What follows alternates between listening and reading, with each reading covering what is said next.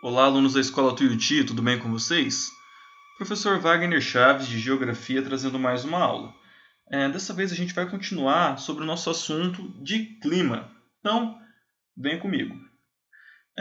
Bom, pessoal, a gente estava trabalhando alguns conceitos de clima e de qual forma quais elementos do clima a gente pode encontrar no nosso dia a dia, né? E quais elementos fazem com que o clima mude de um lugar para o outro. Então a gente já viu, por exemplo, as zonas climáticas da Terra. Se você está numa zona tropical, vai ser mais quente do que numa área temperada, ou numa área polar, vai ser mais frio do que numa área temperada. A gente já viu também sobre as massas de ar. Então, com a massa de ar, ela pode ser quente e úmida e trazer chuva. Ela pode ser uma massa fria e seca, então vai trazer uma estiagem e vai diminuir a temperatura. E hoje a gente vai falar de alguns aspectos mais gerais desses fatores climáticos. Tá? Então a gente vai começar com o relevo.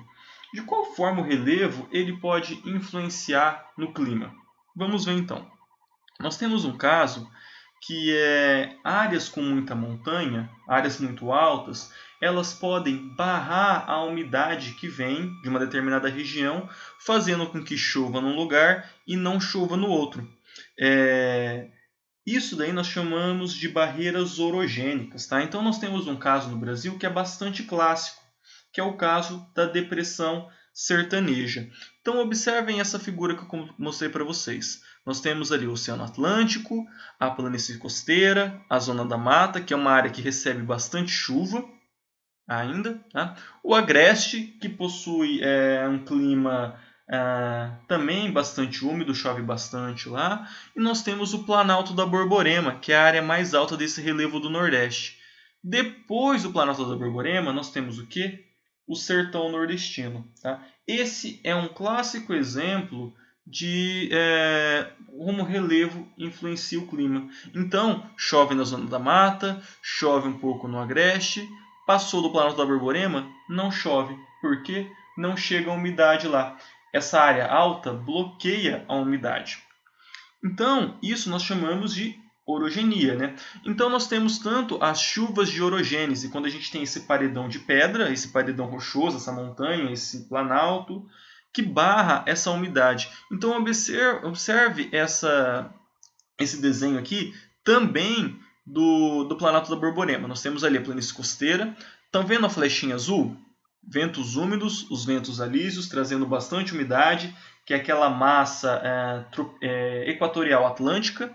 Ela está soprando ali para o nordeste, trazendo chuva. A chuva para ali no Planalto da Borborema, causando chuva em um lado da montanha, que é a chuva orogênica, orográfica. E depois, o que passa por outro lado? Apenas o vento seco. Esse vento seco chega lá na depressão sertaneja sem nenhuma umidade. O que ocorre lá?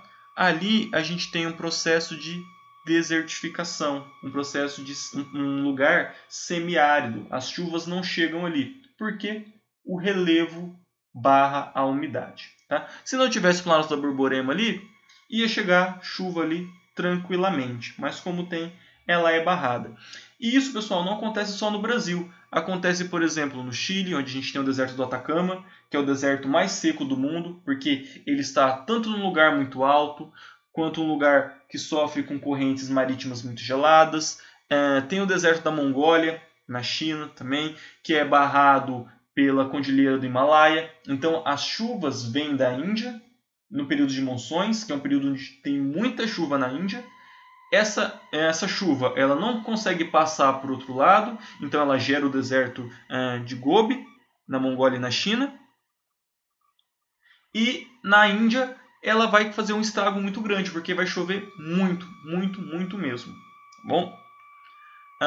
Bom, pessoal, a gente tem também a continentalidade e a maritimidade.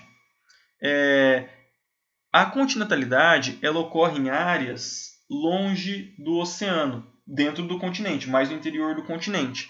Compensação, maritimidade próxima dos oceanos. Tá? Esses fenômenos eles influenciam na amplitude térmica. Então, esse pode variar de você ter temperaturas variadas ao longo do dia ou temperaturas mais próximas. Áreas de continentalidade geralmente têm amplitude térmica maior, ou seja, a variação de temperatura durante o dia é muito maior. Já na maritimidade não, a temperatura ela tende a ser mais homogênea durante o dia. E tem também esse fenômeno, né, próximo do litoral, que é durante o dia, geralmente as massas de vento ela correm em direção ao continente. Durante a noite, como o continente fica mais frio, a água ainda está um pouco quente porque ela recebeu o sol o dia todo, esse vento ele volta para o oceano. Então tem essa circulação de ar bastante interessante nas áreas do litoral. Então percebam, durante o dia vai ser sempre aquela brisa vinda do mar, porque o continente está mais quente e está trazendo esse ar para cá. Durante a noite, a água ela fica mais quente do que o continente e esse ar ele volta para o oceano. Tá? Outra coisa também que a gente encontra nas áreas de litoral, pessoal, é o fenômeno de maresias. Né? Geralmente, quem mora na praia, não é? O Joaquim deve saber, evita ter objetos de metal. Por exemplo, os carros eles enferrujam mais rápido. Esses metais de casa, como porta, como persianas, eles enferrujam mais rápido, então lá eles preferem usar madeira, porque esse vento que sopra constantemente durante o dia, ele tem cloreto de sódio, ele tem sal nele, e ele vai depositando nesses metais e vai enferrujando. Tá? Então, a vida útil, por exemplo, de um carro nessas áreas é menor, porque sempre vai sofrer influência dessa maresia. Bom? Correntes marítimas, pessoal. Correntes marítimas influenciam também o clima, inclusive podendo fazer desertos. Como assim, professor? O mar pode ajudar a fazer deserto? Pode sim, pessoal. Correntes marítimas frias... aliás, primeiro, corrente marítima é igual a massa de ar. A gente sabe mais ou menos o caminho que elas fazem, a gente sabe algumas características dessa corrente, se ela é uma corrente fria, se ela é uma corrente quente, níveis de salinidade do oceano. Então, o Oceano Atlântico que banha aqui o Brasil é diferente do Oceano Atlântico que banha o Peru e o Chile. A temperatura da corrente é diferente, a quantidade de sal na água é diferente, então tudo isso pode influenciar nas características dessa corrente marítima. Tá? Correntes marítimas frias, elas podem gerar alguns desertos, como é o caso do deserto da Namíbia e do Kalahari ali na África. Então nós temos ali um mapa da África, observaram ali? África do Sul, a gente tem Suazilândia, Lesoto, Botsuana, Namíbia, Angola, Zimbábue, Moçambique, identificaram ali?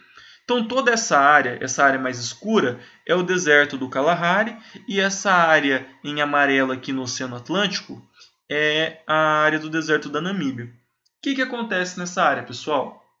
Aqui no Oceano Atlântico Sul, próximo ao deserto da Namíbia, nós temos insurgências de água fria. Tá? A água ali é mais gelada.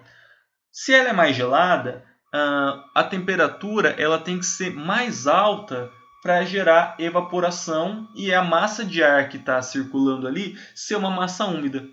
Como não tem essa temperatura, não é tão quente assim, o oceano ele não perde tanta água para o ambiente. Não há muita evaporação dos oceanos. Então acaba não chegando umidade nessas áreas, tanto no Kalahari quanto ali no deserto da Namíbia. Então eles são desertos que são formados a partir das correntes marítimas frias. O caso que eu mencionei para vocês no começo, de deserto de orogênese, que era o deserto do Atacama lá no Chile, ele é tanto um deserto de orogênese, porque ele está bem alto, quanto um deserto de insurgência de corrente marítima fria, porque a corrente de Humboldt é uma corrente que banha o litoral do Chile, é uma corrente bastante fria. Tá? E por fim, a própria ação humana ajuda a modificar o clima. Tá? Quando a gente queima floresta, ou queima combustível fóssil, ou faz desmatamento, a gente está modificando o clima também. A gente já falou da aula passada, inclusive, eu vou retomar uma coisa aqui, que eu esqueci na aula passada, ou melhor, que deu um erro na hora de fazer o upload para o YouTube, né? Mas a gente viu que a floresta amazônica ela perde muita umidade para o ambiente. Então ela é responsável pelas chuvas na região sul e sudeste. A partir do momento que a gente começa a derrubar a floresta nessas regiões, a gente vai sentir o impacto aqui, porque vai ter menos chuva, né? Queima de combustível fóssil, gasolina, diesel, também contribui para o aumento da temperatura da Terra. Como isso, professor?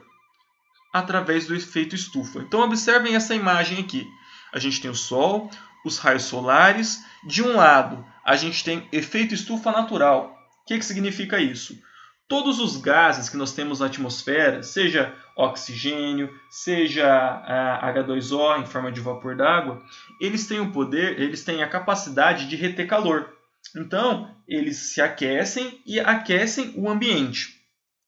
Outros gases, como o CO2, que é o gás carbônico, ele tem um poder de absorver e guardar esse calor muito maior.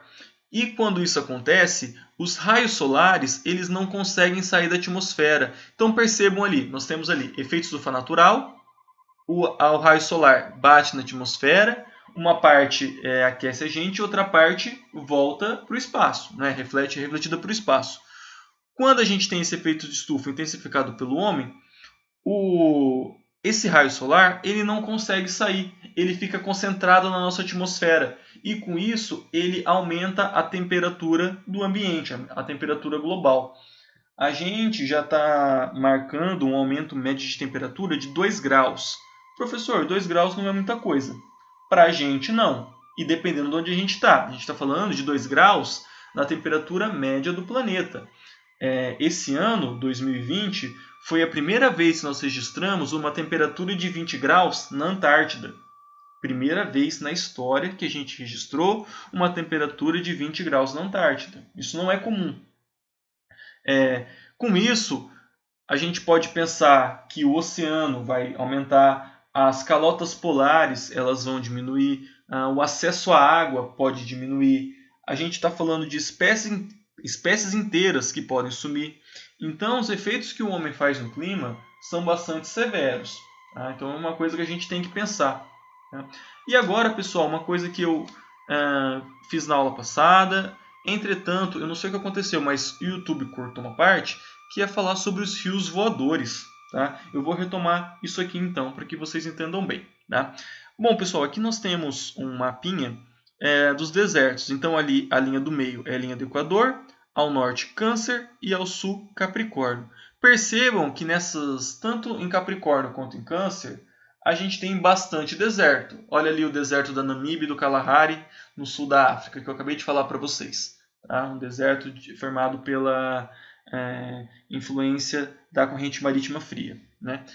E Maringá, São Paulo, está próximo ao Trópico de Capricórnio. Por que aqui não é um deserto? Por conta dos rios voadores. Tá?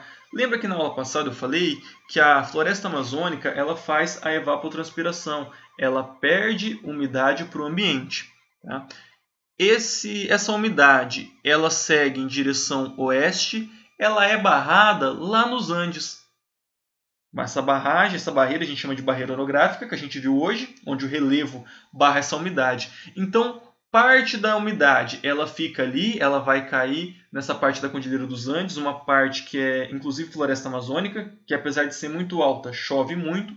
E a outra parte ela é distribuída pela massa equatorial continental pelo Brasil. Ela é distribuída para o São Paulo, para o Paraná, para Mato Grosso, para Goiás. Então essas áreas que eram para ser desertos, semiáridos ou mais secas do que elas são, elas acabam não tendo essa característica porque essa massa equatorial continental distribui esse ar saturado de umidade para essas áreas. Então essa é a importância da floresta amazônica para a gente. Ela é o chuveiro do Brasil. É ela quem distribui chuvas para as áreas do Brasil que, em outras condições, não teriam chuvas. Então, a gente aqui no Paraná, é importante pensar na preservação da floresta amazônica. Não é porque ela está 5.000 quilômetros de distância da gente que a gente não vai sentir o impacto delas aqui na nossa cidade. Beleza, pessoal? Eu vou ficando por aqui, peço que vocês fiquem em casa. Qualquer dúvida, é só me consultar nos canais de comunicação da Escola Tuiuti, no Sistema Delta ou na plataforma Plural. Um abraço e até mais!